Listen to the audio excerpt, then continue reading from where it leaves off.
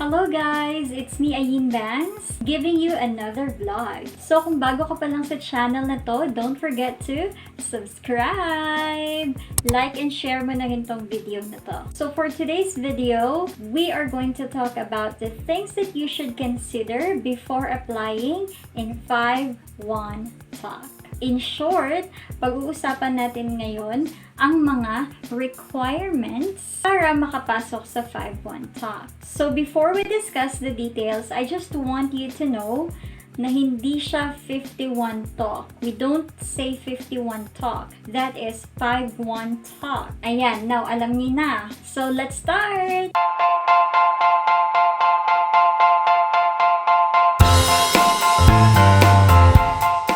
So the first requirement is your educational attainment. Kailangan you're a bachelor's degree holder. So graduate ka ng college. I started with 5-1 Talk last 2018. And that time, they don't require na college graduate ka because they're accepting high school graduate. But in 2018 din, or 2019 ba yun, they became strict in hiring online English teacher. It's actually not their rule, but it's from the Ministry of Education in China. So in 2018 or 19, I guess, they require that all online English teachers should have TEFL, TESOL, or CELTA certification, and all the teachers should hold a bachelor's degree. So ayun, nag-strict sila, maraming nawala, and lahat ng pinapapasok nila is bachelor's degree holder na. So that's one thing that you should consider, or the first thing that you should consider when you want to apply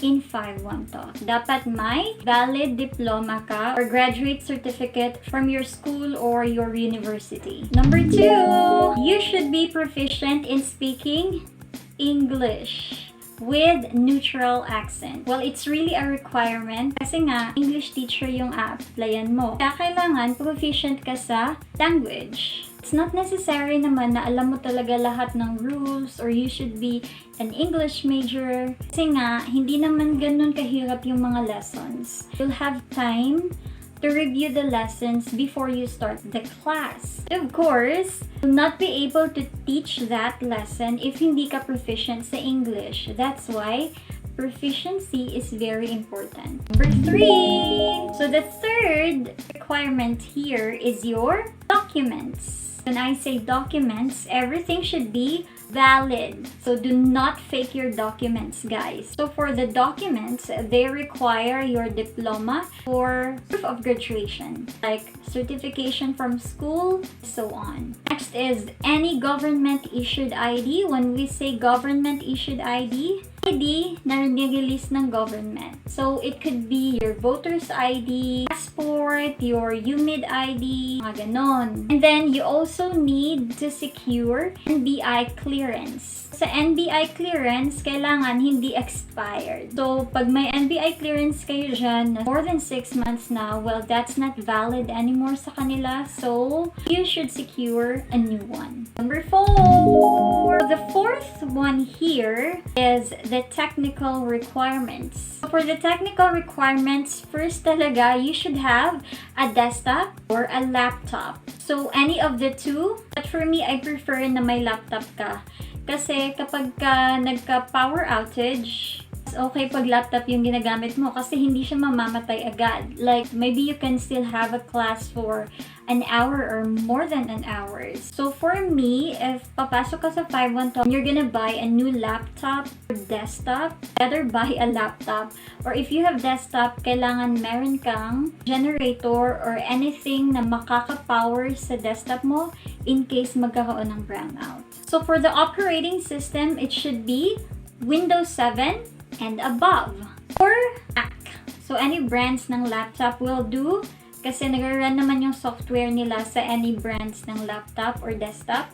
So sa CPU guys, it should be Intel Core i3 6th generation and up. Or if it's Intel Core i5 or Intel Core i7, it should be 4th generation and up. The desktop naman, it should be AMD series A8 or AMD Ryzen. So for the memory of your device, it should be at least 4 GB of RAM with a minimum of 100 gigabyte free sa hard disk space mo. But for me, I prefer na 8 gigabyte or up. So, if bibili nga kayo ng bago and you have the budget naman, doon na lang kayo sa mas mataas. Kasi nga, pagka nagka-klase ka na, and then, low na ang memory ng laptop mo or ng desktop mo, maghahang. Kaya, it's better if you upgrade it to 8 gigabytes, 16 and so.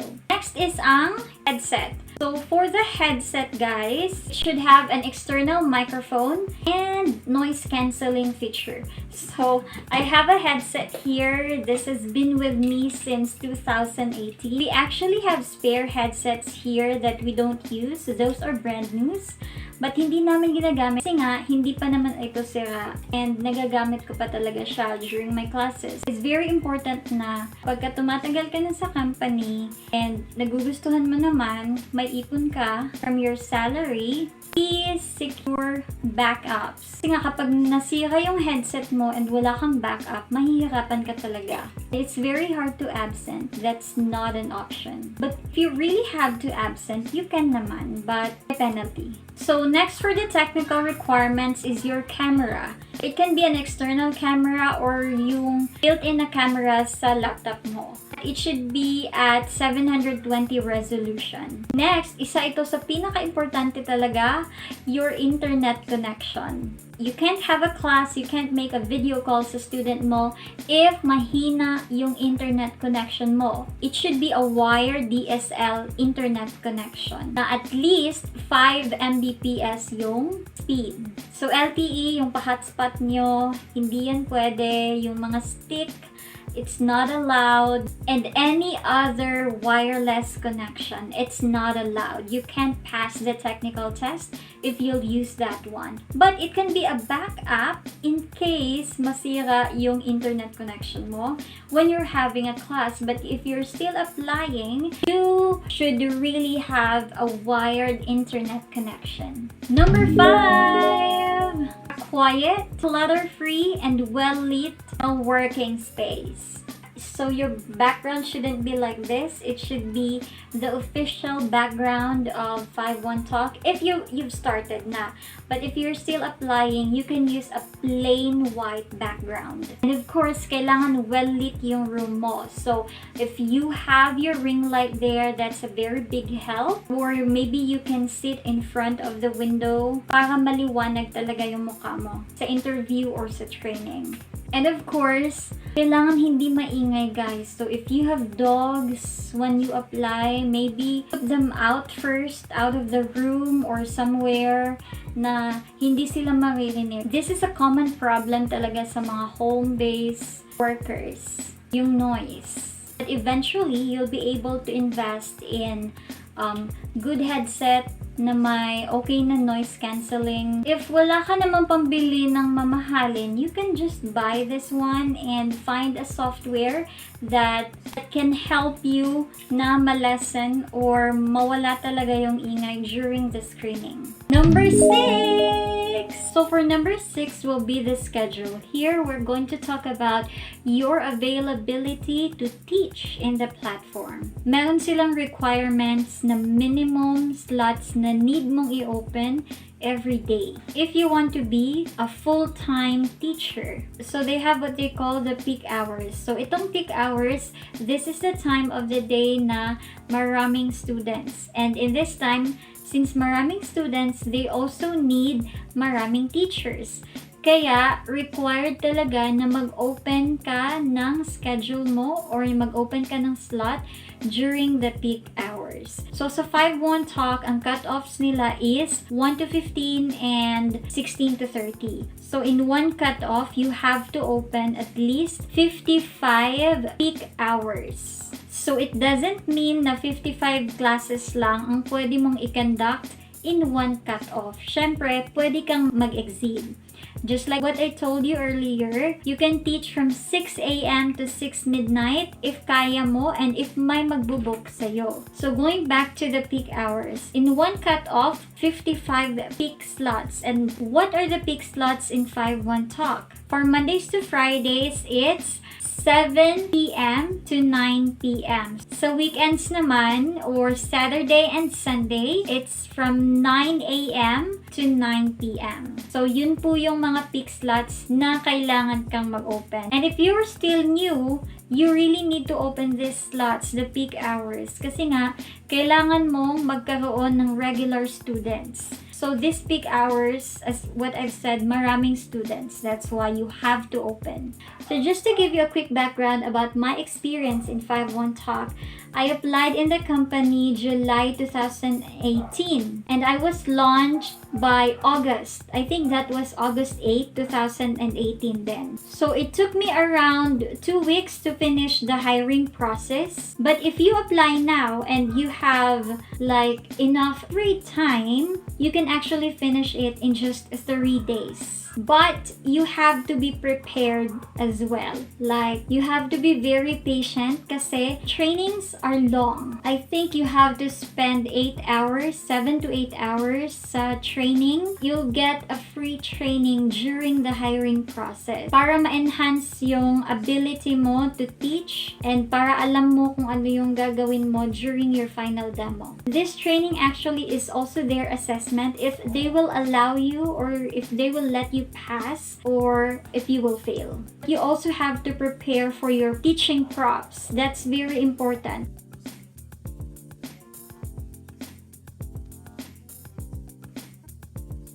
Yung mga puppets mo, flashcards, your headbands, anything that can catch the attention of a kid learner. It's important na you have whiteboard kasi magagamit mo talaga yan. Not just sa demo, not just sa training, but of course, when you start teaching na. I guess nasabi ko na sa inyo lahat ng requirements that you should consider before you apply. Let's just have a quick recap sa ating na-discuss today. So, the first requirement is you should have a bachelor's degree. Number 2, you should be proficient in speaking English with neutral accent. Number 3, you should have a valid diploma, any government-issued ID, and NBI clearance. Number 4, the technical requirements. And merong mga bullets ito. First is you should use desktop or laptop. Second is your operating system. It should be Windows 7 and above or Mac. Third is your CPU. It should be Intel Core i3 6th generation and above. If you're using Intel Core i5 or i7, it should be 4th generation and up. Or you can use your desktop. It should be AMD A series, A8 or up, or AMD Ryzen. And for the memory, it should be at least 4 GB of RAM with a minimum of 100 free sa hard disk space mo. But of course, I would advise if you're buying a new one or if you want to upgrade, 8 GB or up na. And don't forget the headset. It should have a microphone with noise cancelling feature. Next is the camera. It can be an external camera or built-in camera as long as yung resolution niya is at least 720. And for the internet connection, it should be wired. Bawal ang wireless connection. But you can use that as your backup in case na magka-trouble ka. But that will be used pag nagti-teach ka na. When you're still applying, it should really be wired. Next is a quiet, clutter-free, and well-lit na working space. And lastly will be the schedule. So if you think you can pass all the requirements, then you should consider applying in 5-1 Talk.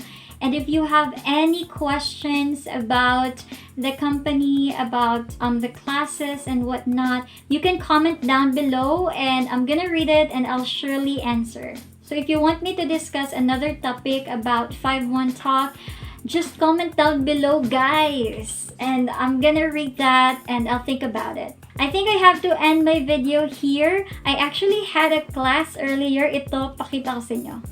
Tell me, how are you today? Good to know that you're fine. So let's start the class, Alan. Are you ready? Ayun, so sneak peek lang. So I have to continue teaching because it's a Sunday, and if it's Sunday, I teach the whole day. So guys, don't forget to like and share this video. Subscribe to my channel, please. Malapit na pala tayo mag 1K. Thank you so much. And of course, huwag niyong kalimutan na i-hit yung notification bell para ma-update ka sa aking mga future uploads. Again, this is Ayin Banks. By the way, don't forget to visit my Shopee store and my Facebook store. You can browse anything there and you can place your orders there. So I hope to see you in my next vlog. Bye!